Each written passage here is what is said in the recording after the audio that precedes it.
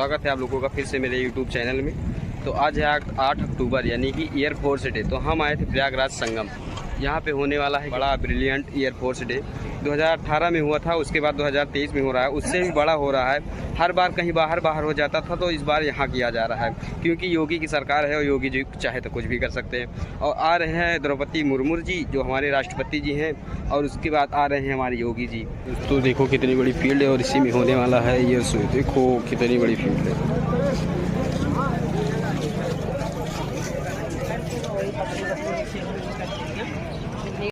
तो गाइस देख रहे हो कितनी सारी भीड़ होगी, बहुत सारे आदमी हैं। ये तेरी तो और बस शुरू ये होने वाला है एयर शो।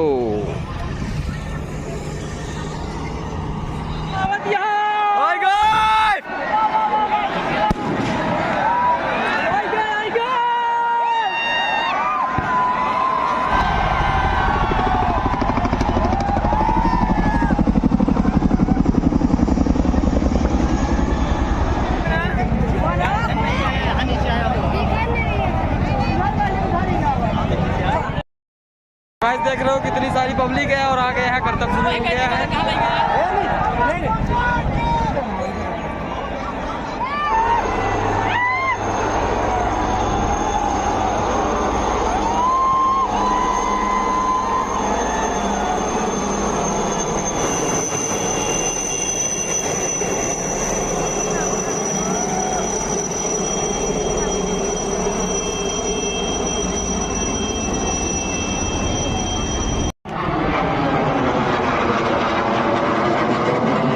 तो भाई का करने आए हो यहाँ पे?